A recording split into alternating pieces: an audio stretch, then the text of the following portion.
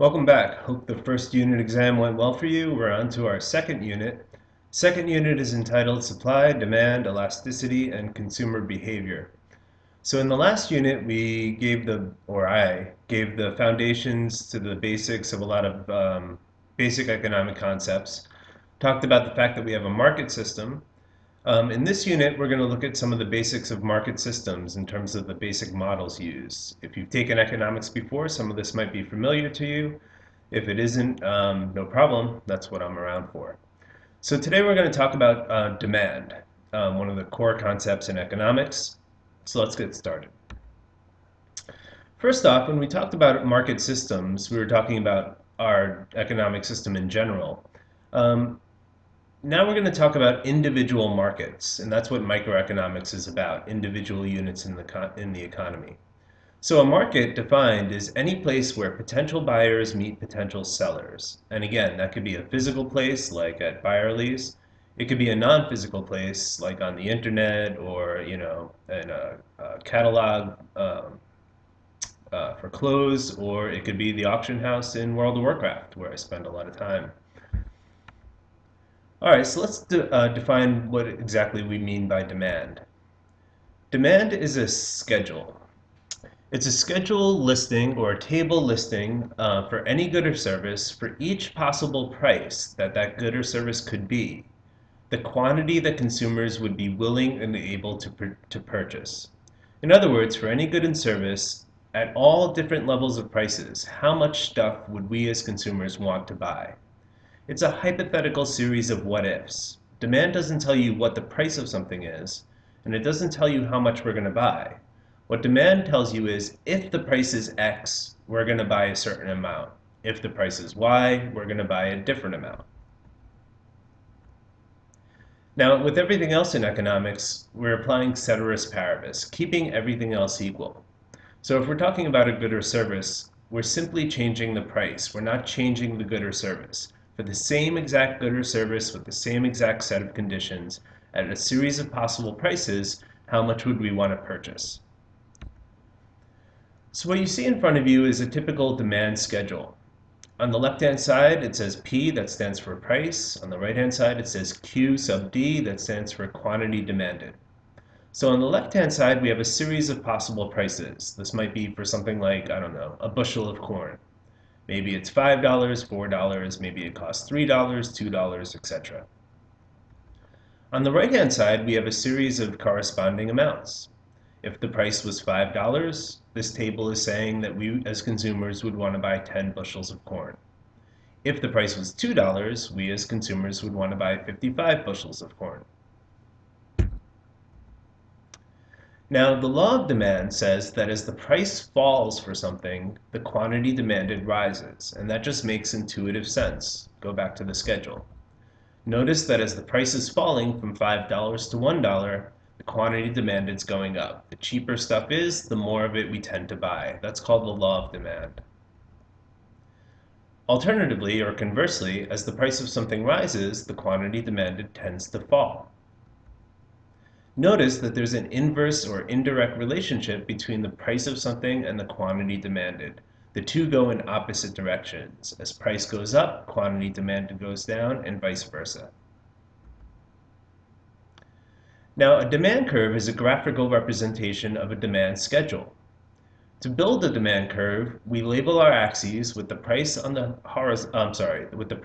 vertical axis, notice the P there, and the quantity on the horizontal axis down here. What we do is we take each set of points on the demand curve and on the demand schedule and plot them out into the graph. So our demand schedule said that if the price was $1, consumers would want to buy 80. We plot that point right here. Price of $1, quantity of 80. We'll continue to do the same thing for all the other alternative prices.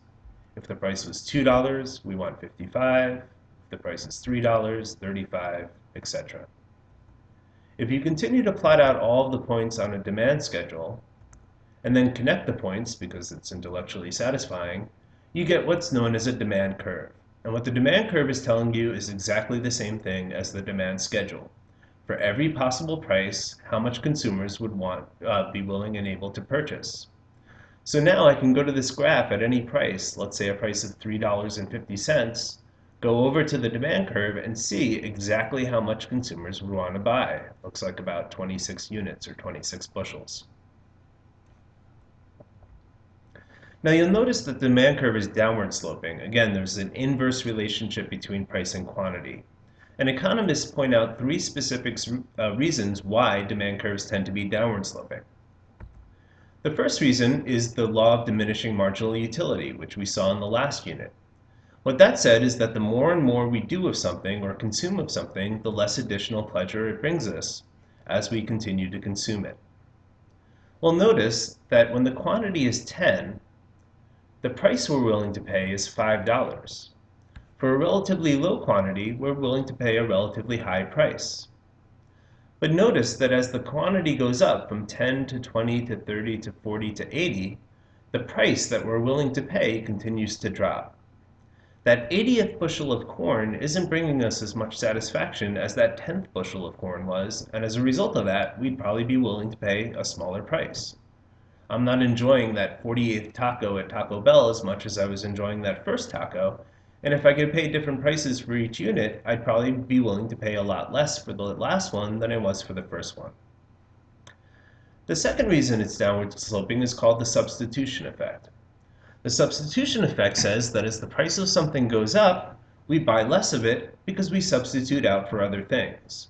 So again, notice that as the price of the corn is going up, the quantity that we're purchasing is going down because as corn is getting more expensive, we'll start buying other kinds of vegetables.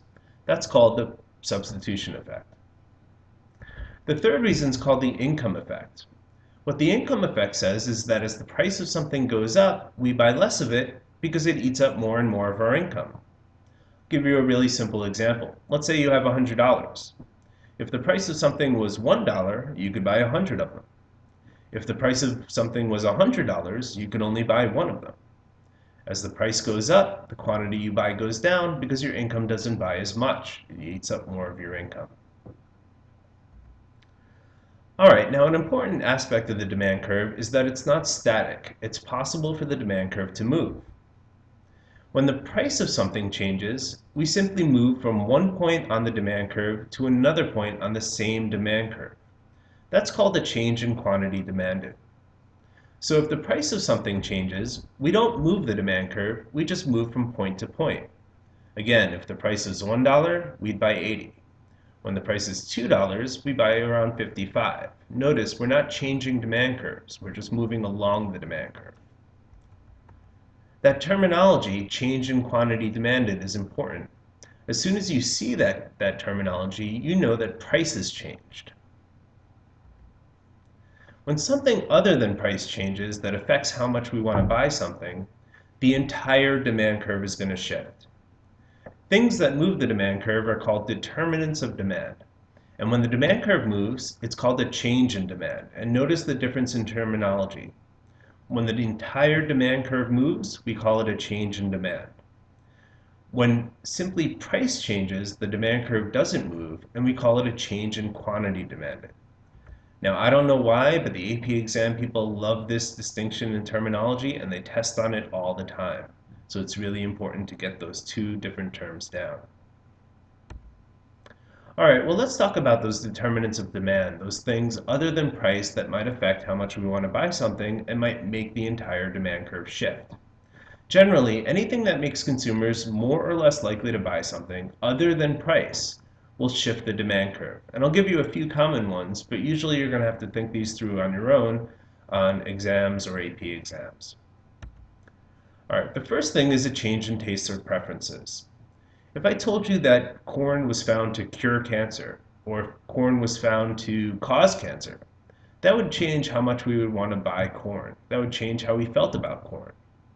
Different fads come in and out. I've seen Beanie Babies, I've seen Hannah Montana products, I've seen all sorts of things become popular and then not. Changes in tastes and preferences, or changes in things about products that make us like them more or less, will change our demand for those products. Secondly, a change in the number of buyers. If I open up a lemonade stand in the middle of the Sahara Desert, probably not going to get that much demand. But open up that lemonade stand in Times Square in the middle of summer in New York City, I'm going to get a lot more demand simply because there's a lot more buyers out there. Third factor is a change in people's incomes. Now, the impact of this is going to depend on whether the good we're talking about is called a normal good or an inferior good. A normal good is a good that you would buy more of if you had more money. The way I think about this is that I imagine that I won the lottery. If I won the lottery, what would I buy more of? Well, I'd probably buy more steak, as you can see a picture of, if I was still eating meat.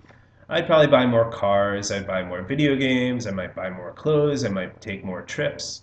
Those are all normal goods. In fact, most goods are normal goods. But some goods are so noxious, so objectionable, so unpleasant, that the only reason we buy them is because we don't have enough money in the first place. Those are called inferior goods. So something like spam, and by the way, ask me about spam in class. Something like spam might be considered an inferior good. If we had more money, we wouldn't buy more of it, we'd actually buy less of it. Bus tickets, lottery tickets, used cars, those all might be examples of inferior goods. So when incomes change, if it's a normal good and incomes go up, demand's going to go up as well. If it's an inferior good and incomes go up, the demand for that good is going to go down. If I win the lottery, I'm not going to buy as many bus tickets or used cars or spam. The next determinant is a change in the price of related goods. And again, these are going to depend on what kind of goods we're talking about. If we're talking about what are called substitute goods, things like Coke and Pepsi, then a change in the price of one good is going to change the demand for the other in a very particular way. Think it through. What if you go into a store and you're about to buy a can of Coke, and you notice that now Coke, for whatever reason, costs $1,000 a can? What's going to happen to your demand for Pepsi? That's right, your demand for Pepsi is probably going to go up. If the price of Coke goes up, because Pepsi and Coke are close substitutes, the demand for Pepsi is going to go up as well. On the other hand, there's another kind of set of goods called complements. These are goods that you don't use instead of one another. These are goods that you use together. Something like peanut butter and jelly typically get used together. Printers and printer cartridges. PlayStation 3 and PlayStation games.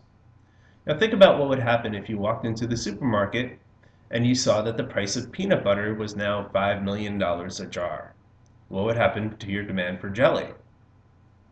It would probably go down.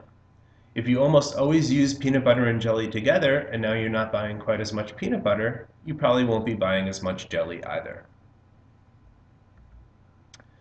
Final determinant of demand, expectations. Now these could be of all kinds of different varieties, but I'll give you an example.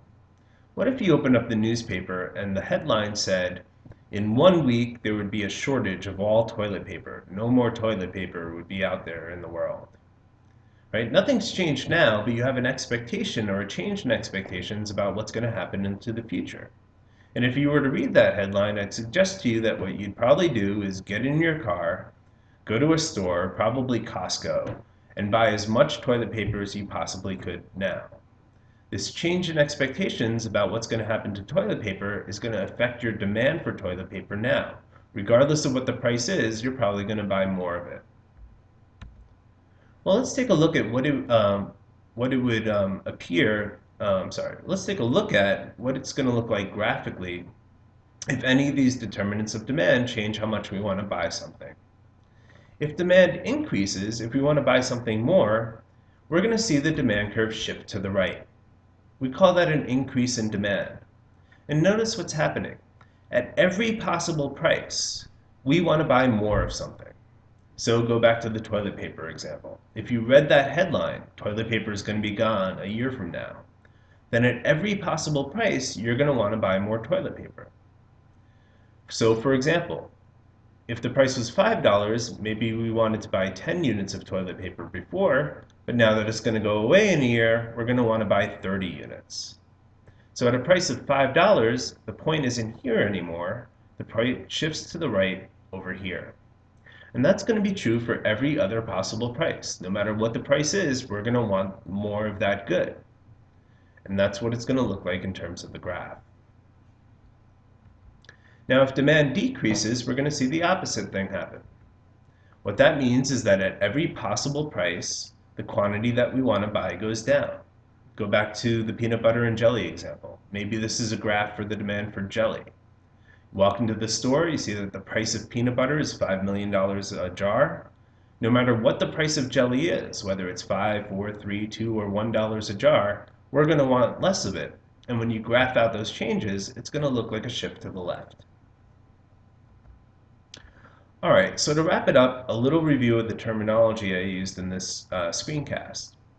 When something fundamental about the product changes, we call that a determinant of demand, something other than price changing, and I gave you a list of what those things might be. And if that were to happen, the entire demand curve shifts. If it's simply the price that's changing, we don't shift the demand curve, we move from one point on the demand curve to another point on the demand curve. And again, that had different terminology. It was called the change in quantity demanded. All right, so much for demand. Next time we hit supply.